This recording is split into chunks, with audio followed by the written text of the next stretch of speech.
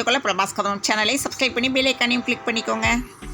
கேரளா சென்றுள்ள IAS அதிகாரிகளுடன் முதலமைச்சர் மு.க. ஸ்டாலின் ஆலோசனை நடத்தினார்.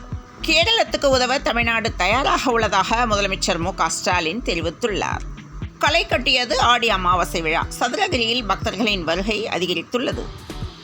உலகம் நவீன வளர்ச்சிகள் பல அடைந்து வரும் நிலையில் மக்களின் வழிபாட்டு முறையும் அதற்கு ஏற்றால் போல் மாறியுள்ளது. சேலத்தில் ஏலியனுக்கு சிலை வைத்து ஒரு பக்தர் வழிபாட்டு செய்து கொண்டிருக்கிறார். மதுரை கோட்டத்தில் பராமரிப்பு பணிகள் காரணமாக ரயில் சேவையில் மாற்றம் செய்யப்பட்டுள்ளது. புதுப்பிக்கப்பட்ட அண்ணா மேம்பாலத்தை முதல்வர் மு.க. ஸ்டாலின் திறந்து வைத்தார். மக்களை ஏமாற்ற நினைப்பவர்களை அம்பலப்படுத்துவோம் என்று வானதி ஸ்ரீனிவாசனுக்கு சு. வெங்கடேசன் பதிலடி கொடுத்துள்ளார்.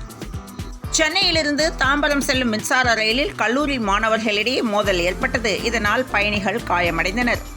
சித்தா, ஆயுர்வேதா, யுனானி மற்றும் ஹோமியோபதி மருத்துவ படிப்புகளில் சேர விண்ணப்பிக்கலாம் என்ற தகவல் வெளியாகியுள்ளது. நீட் தேர்வில் ஆள்மாறாட்டம் செய்தவர்களை CBI உதவியுடன் கைது செய்ய வேண்டும் என்று CBCIDக்கு ஐகோர்ட் உத்தரவிட்டுள்ளது. செல்போன் அதிகரிப்பால் டிஜிட்டல் பரிவர்த்தனை அதிகரித்துள்ளதாக கனிமொழி சோமு கேள்விக்கு ஒன்றிய அரசு பதிலளித்துள்ளது. செந்தில் பாலாஜியின் காவல் 52வது முறையாக நீட்டிக்கப்பட்டுள்ளது. குமரி அனந்தனுக்கு தகைசால் விருது வழங்கிய தமிழக அரசுக்கு விஜய் வசந்த் MP நன்றி தெரிவித்துள்ளார். குட்கா வழக்கில் முன்னாள் அமைச்சர்கள், போலீஸ் அதிகாரிகள் ஆஜராக கோர்ட் உத்தரவிட்டுள்ளது. ராமர் இருந்ததற்கு வரலாறும் கிடையாது, ஆதாரமும் கிடையாது என்று அமைச்சர் சிவசங்கர் பேசியுள்ளார். தாம்பரம் திருச்சிக்கு முன்பதிவு இல்லாத சிறப்பு ரயில் நேற்று இரவு இயக்கப்பட்டது. கச்சத்தீவை மீட்டெடுத்தால்தான் தமிழக மீனவர்களின் எதிர்காலம் பாதுகாக்கப்படும் என RB உதயகுமார் தெரிவித்துள்ளார். நம்பகத்தன்மையற்ற நீட் தேர்வை மத்திய அரசு ரத்து செய்ய வேண்டும் என்று டாக்டர் ராமதாஸ் வலியுறுத்தியுள்ளார்.